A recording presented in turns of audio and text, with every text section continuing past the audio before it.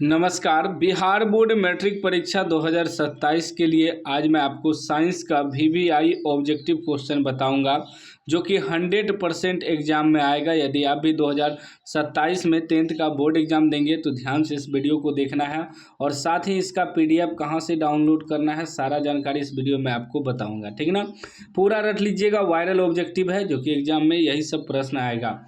पहला प्रश्न कह रहा है कि प्रकाशिक माध्यम कितने प्रकार के होते हैं। प्रकाशिक माध्यम कितने प्रकार के होते हैं? तो प्रकाशिक माध्यम जो होते हैं वह 3 प्रकार के होते हैं। याद रखिएगा, सी राइट आंसर हो जाएगा। 3 प्रकार के होते हैं। अगला प्रश्न देखिए 2 नंबर। 2 नंबर कह रहा है तरंग दैर्ध्य को सामान्यतः व्यक्त किया जाता है। तरंग दैर्ध्य को सामान्यतः व्यक्त किया जाता है तो याद रखिएगा एम्पियर के रूप में। ठीक ना, याद रखिएगा एम्पियर के रूप में जो है तरंग दैर्ध्य को सामान्यतः व्यक्त किया जाता है। सी राइट आंसर हो जाएगा, एम्पियर के रूप में। अगला प्रश्न देखिए 3 नंबर। 3 नंबर कह रहा है 1 यूनिट विद्युत ऊर्जा का मान है। 1 यूनिट विद्युत ऊर्जा का मान होता है 3.6 गुना 10⁻6 जूल। याद रखिएगा, डी राइट आंसर हो जाएगा। 1 यूनिट विद्युत ऊर्जा का मान कितना होता है? 3.6 गुना 10⁻6 जूल। याद रखिएगा। सारा प्रश्न रटते चलिएगा। बिल्कुल वायरल सब ऑब्जेक्टिव मैं आपको करा रहा हूँ। 10th का एग्जाम यदि आपको 2026 में देना है तो 100% लड़ेगा और अब की बार आपको 99% लाना है। ठीक ना, 99% मतलब 40 ऑब्जेक्टिव प्रश्न रहता है तो 40 में कम से कम 80 ऑब्जेक्टिव आपको सही करके आना है एग्जाम में। ठीक ना, 40 में से 38 ऑब्जेक्टिव आपको सही करके आना है। तो पूरा रटते चलिएगा। चलिए अगला प्रश्न देखिए 4 नंबर। 4 नंबर कह रहा है खिलौना में किस सेल का उपयोग होता है। खिलौना में किस सेल का उपयोग होता है? तो याद रखिएगा खिलौना में सूखा सेल का उपयोग होता है। ए राइट आंसर हो जाएगा, सूखा सेल। ठीक ना। अगला प्रश्न देखिए 5 नंबर का है सभी जीव जंतु के लिए ऊर्जा का अंतिम स्रोत है। सभी जीव जंतु के लिए ऊर्जा का अंतिम स्रोत होता है सूर्य। सूर्य जो है सभी के लिए अंतिम स्रोत होता है। सूर्य से हमें देखिए प्रकाश मिलता है और ऊर्जा भी मिलता है। ठीक ना, सभी जीव जंतु के लिए ऊर्जा का अंतिम स्रोत क्या है? सूर्य है। याद रखिएगा। अगला प्रश्न देखिए 6 नंबर। 6 नंबर प्रश्न कर रहा है लेंस की फोकस दूरी एफ और वक्रता त्रिज्या आर में क्या संबंध है। लेंस की फोकस दूरी और वक्रता त्रिज्या आर में संबंध हो जाएगा एफ बराबर r/2। ठीक है ना, क्या हो जाएगा? एफ बराबर r/2। वही यदि हम r बराबर निकालेंगे तो 2f हो जाएगा। यह भी याद रखिएगा, दोनों संबंध होता है r बराबर 2f या f बराबर r/2। याद रखिएगा। ठीक ना, पूरा रट लीजिएगा। अगला प्रश्न देखिए 7 नंबर। 7 नंबर कह रहा है निम्न में किस माध्यम का अपवर्तनांक अधिक है। सबसे अधिक अपवर्तनांक जो होता है हीरा का होता है। याद रखिएगा, डी राइट आंसर हो जाएगा। 8 नंबर प्रश्न कर रहा है सामान्य दृष्टि के लिए सुस्पष्ट दृष्टि की अल्पतम दूरी है। अल्पतम दूरी पूछ रहा है। अल्पतम दूरी सभी को पता होगा, अल्पतम दूरी 25 सेंटीमीटर होता है। सामान्य नेत्र के लिए जो न्यूनतम दूरी या अल्पतम दूरी यानी सबसे कम जो होना चाहिए तो 25 सेंटीमीटर होना चाहिए। अधिकतम पूछे तो अनंत होता है। ठीक ना, याद रखिएगा। 9 नंबर प्रश्न कह रहा है कि श्वेत प्रकाश का कौन सा रंग यानी कि वर्ण किसी प्रिज्म से गुजरने के पश्चात सबसे कम झुकता है। तो सबको पता होगा सबसे कम जो है लाल रंग का सबसे कम झुकता है। जब प्रिज्म से कलर बाहर होता है तो लाल रंग का जो होता है यह कम झुकाव होता है क्योंकि इसका तरंगदैर्ध्य सबसे अधिक होता है। ठीक ना, अब बैगनी रंग का सबसे अधिक झुकाव होता है क्योंकि इसका तरंगदैर्ध्य सबसे कम होता है। याद रखिएगा। ठीक ना। चलिए अगला प्रश्न देखिए 10 नंबर। कह रहा कि निकट दृष्टि को किस लेंस के उपयोग द्वारा संशोधित किया जा सकता है। तो निकट दृष्टि दोष के लिए अवतल लेंस होना चाहिए। ठीक ना, ए राइट आंसर हो जाएगा।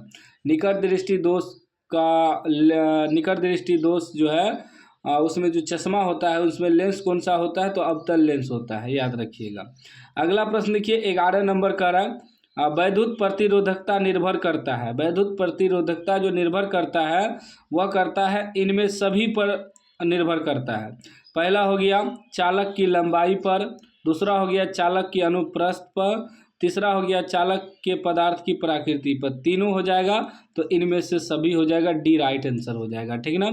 अगला प्रश्न देखिए 12 नंबर। 12 नंबर कह रहा है विद्युत शक्ति का एसआई मात्रक है। विद्युत शक्ति का एसआई मात्रक होता है वाट, याद रखिएगा, ए राइट आंसर हो जाएगा वाट। अगला प्रश्न देखिए 13 नंबर। 13 नंबर कह रहा है कि काकरापार नाभिकीय विद्युत संयंत्र किस राज्य में स्थित है? तो याद रखिएगा गुजरात में स्थित है, ए राइट आंसर हो जाएगा। चैनल को आप लोग सब्सक्राइब कर लीजिएगा और घंटी को दबा के ऑल कर लीजिएगा। सभी विषय का आपको इस चैनल पे तैयारी करवाया जाएगा और पीडीएफ वगैरह आपको फ्री में दिया जाएगा, क्रैश कोर्स वगैरह, ठीक ना। चलिए अगला प्रश्न 14 नंबर का है निम्न में से कौन सा कथन सत्य नहीं है? कौन सा कथन सत्य नहीं है? तो विद्युत जनित वैद्युत चुंबकीय प्रेरण पर कार्य करता है, यह सत्य नहीं है, ए राइट आंसर हो जाएगा। चलिए अगला प्रश्न देखिए 15 नंबर। चैनल को अभी तक आपने सब्सक्राइब नहीं किया है तो सब्सक्राइब जरूर कर लीजिएगा। 15 नंबर प्रश्न देखिए। 15 कह रहा कि फ्लेमिंग के वाम हस्त नियम में बायां हाथ का मध्यमा संकेत करती है। बायां हाथ का मध्यमा जो संकेत करती है वह चालक में प्रभावित विद्युत धारा की दिशा को संकेत करती है, सी राइट आंसर हो जाएगा। 16 नंबर प्रश्न कह रहा कि चुंबक के भीतर चुंबकीय क्षेत्र रेखाओं की दिशा क्या होती है? तो याद रखिएगा उत्तर ध्रुव से दक्षिण ध्रुव की ओर होती है दिशा, ए राइट आंसर हो जाएगा। चलिए नेक्स्ट प्रश्न देखिए 17 नंबर। 17 नंबर का है नाभिकीय ऊर्जा का स्रोत निम्न में कौन सा है? नाभिकीय ऊर्जा का स्रोत जो है आपका यूरेनियम हो जाएगा, ए राइट आंसर हो जाएगा, याद कर लीजिएगा। 18 नंबर प्रश्न कह रहा है कि जिप्सम का रासायनिक सूत्र है। जिप्सम का रासायनिक सूत्र होता है CaSO4 इंटू 2H2O, ठीक ना, बी राइट आंसर हो जाएगा, याद कर लीजिएगा, नोट कर लीजिएगा। 19 नंबर प्रश्न कह रहा है क्लोरीन यानी कि Cl की परमाणु संख्या है। क्लोरीन की परमाणु संख्या होती है 17, याद रखिएगा, डी राइट आंसर हो जाएगा। अगला प्रश्न देखिए 20 नंबर का है सामान्यतः एथेनॉल को क्या कहा जाता है? सामान्यतः एथेनॉल को एल्कोहल कहा जाता है, याद रखिएगा, ए राइट आंसर हो जाएगा। हर साल एग्जाम में पूछा जाता है, ठीक ना, याद कर लीजिएगा। 21 नंबर का है कली चूना का रासायनिक अनुसूत्र क्या है? कली चूना का रासायनिक अनुसूत्र हो जाएगा CaO यानी कि बी राइट आंसर हो जाएगा। नेक्स्ट प्रश्न 22 नंबर का है जल के वैद्युत अपघटन में कैथोड पर कौन सा गैस मुक्त होता है? तो याद रखिएगा हाइड्रोजन गैस जो है मुक्त होता है, बी राइट आंसर हो जाएगा। चलिए अगला प्रश्न देखिए 23 नंबर। 23 का बेकिंग सोडा का रासायनिक सूत्र है। बेकिंग सोडा का रासायनिक सूत्र आपका हो जाएगा NaHCO3, ए राइट आंसर हो जाएगा, याद कर लीजिएगा, NaHCO3। नेक्स्ट प्रश्न 24 नंबर का है कौन सा पदार्थ नीले लिटमस पत्र को लाल कर देता है? कौन सा पदार्थ नीले लिटमस पत्र को लाल कर देता है? तो अम्ल जो है नीले लिटमस पत्र को लाल कर देता है, याद रखिएगा, ए राइट आंसर हो जाएगा। 25 नंबर प्रश्न कह रहा है कि मिल्क ऑफ मैग्नीशिया का पीएच मान है। मिल्क ऑफ मैग्नीशिया का पीएच मान होता है 10.5, याद रखिएगा, डी राइट आंसर हो जाएगा, यानी कि क्षारीय होता है। 26 नंबर प्रश्न कह रहा है कि निम्न में कौन सा अधातु चमकीला है? निम्न में से कौन सा अधातु चमकीला है? तो आयोडीन जो है अधातु है लेकिन चमकीला होता है, याद रखिएगा, ए राइट आंसर हो जाएगा। 27 नंबर प्रश्न कह रहा है निम्न में से कौन सा धातु अत्यधिक अभिक्रियाशील है?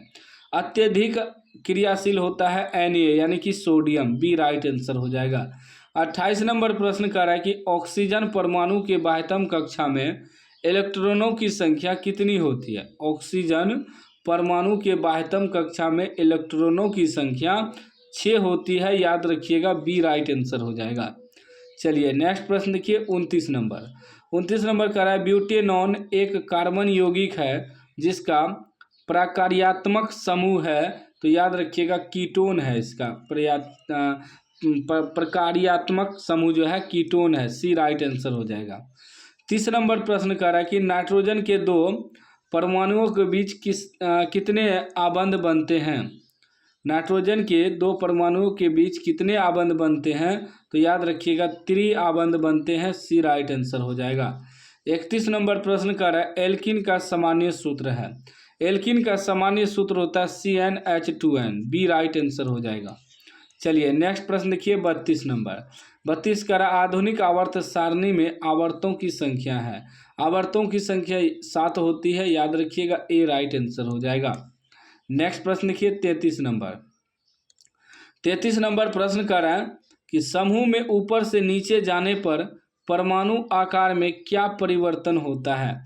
समूह में ऊपर से नीचे पर जाने पर परमाणु आकार में क्या परिवर्तन होता है, तो याद रखिएगा परमाणु साइज बढ़ता है, ए राइट आंसर हो जाएगा। चलिए नेक्स्ट प्रश्न 34 नंबर का है, कौन सा एंजाइम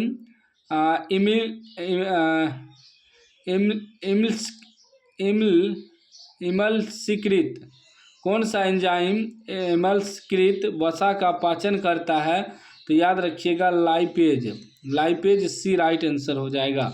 नेक्स्ट प्रश्न देखिए 35 नंबर। 35 का लाल रक्त कणिकाओं को लाल कौन बनाता है। लाल रक्त कणिकाओं को लाल कौन बनाता है, तो याद रखिएगा लोहा के यौगिक, बी राइट आंसर हो जाएगा। नेक्स्ट प्रश्न 36 नंबर। 36 नंबर प्रश्न कर रहा है, इनमें कौन फल पकाने के लिए प्रयुक्त होते हैं। इनमें कौन फल पकाने के लिए प्रयुक्त होते हैं, तो एथिलीन जो है फल को पकाने के लिए प्रयुक्त होते हैं, सी राइट आंसर हो जाएगा। 37 नंबर का है, वह प्रक्रम जिसके द्वारा जीव अपने जैसी संतानों की उत्पत्ति करते हैं कहलाता है, तो जनन कहलाता है, ए राइट आंसर हो जाएगा। चलिए नेक्स्ट प्रश्न देखिए 38 नंबर। 38 नंबर प्रश्न का है कि सामान्य प्रकुंचन रक्त दाब होता है। सामान्य प्रकुंचन रक्त दाब जो होता है 120 mm होता है, सी राइट आंसर हो जाएगा। 39 नंबर का है, पत्तियों में प्रकाश संश्लेषण द्वारा बना भोजन पादप के अन्य भागों में किसके द्वारा भेजा जाता है, तो याद रखिएगा फ्लोएम द्वारा भेजा जाता है, बी राइट आंसर हो जाएगा। नेक्स्ट प्रश्न 40 नंबर का है, उस पौधों का नाम बताएं जो कलम द्वारा कायिक प्रवर्धन को प्रदर्शित करता है, तो याद रखिएगा गुलाब। गुलाब जो है कलम द्वारा कायिक प्रवर्धन को प्रदर्शित करता है, बी राइट आंसर हो जाएगा। 41 नंबर प्रश्न कर रहा है कि कालाजार बीमारी किस रोगजनक के कारण होता है। कालाजार बीमारी जो है वह होता है लेशमानिया रोगजनक के कारण होता है, बी राइट आंसर हो जाएगा। लेशमानिया, ठीक ना, बी राइट आंसर हो जाएगा। अगला प्रश्न देखिए 42 नंबर कर, निम्न में कौन सा द्विलिंगी पुष्प है। द्विलिंगी पुष्प आपका हो जाएगा गुलाब पुष्प, ए राइट आंसर हो जाएगा, याद कर लीजिएगा। 43 नंबर प्रश्न कर रहा है, मानव में घ्राण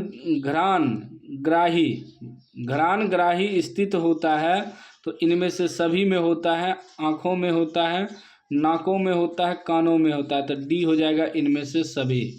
अगला प्रश्न देखिए 44 नंबर कह रहा है, हमारे शरीर की सभी ऐच्छिक क्रियाएं नियंत्रित होती है, तो याद रखिएगा अनुमास्तिक से नियंत्रित होती है, डी राइट आंसर हो जाएगा। 45 नंबर प्रश्न कर रहा है, जंतुओं में वृद्धि हार्मोन स्त्रावित होता है, तो पीयूष ग्रंथि में होता है, ए राइट आंसर हो जाएगा। नेक्स्ट प्रश्न 46 नंबर प्रश्न कर रहा है, आनुवांशिकता का सिद्धांत किसने प्रतिपादित किया। आनुवांशिकता का सिद्धांत किसने प्रतिपादित किया, तो मेंडल ने किया, याद रखिएगा मेंडल, ए राइट आंसर हो जाएगा। 47 का स्त्रियों में लिंग गुणसूत्र होते हैं। स्त्रियों में लिंग गुणसूत्र होते हैं XX, बी राइट आंसर हो जाएगा। 48 नंबर प्रश्न का निम्न में कौन जैव निम्नीकरण कचरा है, तो टिश्यू पेपर जो है कचरा है, डी राइट आंसर हो जाएगा। तो इस वीडियो में मैंने आपको साइंस का 48 VBI ऑब्जेक्टिव क्वेश्चन बताया है, ठीक है ना। देखिए 80 गो ऑब्जेक्टिव प्रश्न साइंस में आता है, जिसमें कि 40 गो का आपको जवाब देना होता है, ठीक ना। तो मैं आपको पूरा तैयारी करवा दूंगा मैट्रिक परीक्षा 2027 के लिए। तो चैनल को आप लोग सब्सक्राइब कर लीजिएगा और घंटी को दबा के ऑल कर लीजिएगा। एकदम बेहतर तैयारी, फ्री में आप लोगों को सब्जेक्टिव सबका PDF तैयार हो रहा है, फ्री में आपको PDF मिलेगा।